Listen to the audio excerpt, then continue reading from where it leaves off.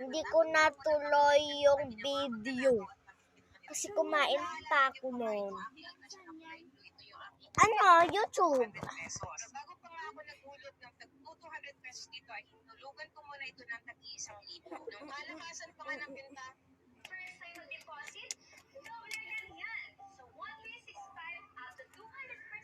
Naghuhulog na ako dito sa aking alkansya na 2,000 kada araw. At nung nagsimulang magtumal na nga ay naghuhulog na lang ako dito ng mga 200 pesos na nakukuha ko sa aking benta. Hindi ko na kasi kaya maghulog ng tag-2,000 kada araw dahil nga sa katumalan ng negosyo. Kaya kahit tag-200 pesos nga ay hinuhulugan ko itong aking alkansya. Matagal-tagal ko na nga pala itong nabuksan yung aking alkansya at ngayon ko lang nga in-upload ang video. Nung binuksan ko nga ito, great idea for cooking the meat. Pour hot water over the beef. Cut the beef into pieces. Place the meat in a jar. Pour beer. Steak naman yan eh. Marinate the meat for an hour. Bacon daw. Steak. Strain through a sieve. Ano bang sinabi?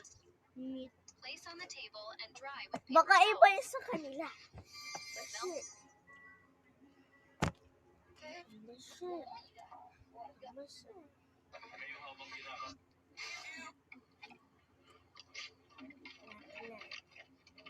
Try mo dito yung Gabriela. Sino ka ganyan? Try mo yan. Yeah guys, ang ganda. Ang ganda! Ang ganda. Walang ganun signal. Ang galing. Ang sarap Gabriela.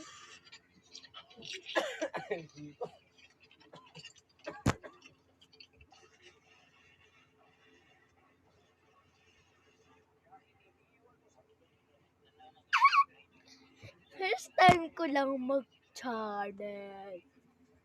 Ends up, Gabriela. Gabriela. Anong minute na yan tayo? Yun yan. Wala. Wala. Wait, may paano nga ito?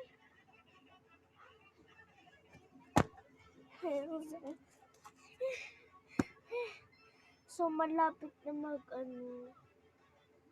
3 minutes.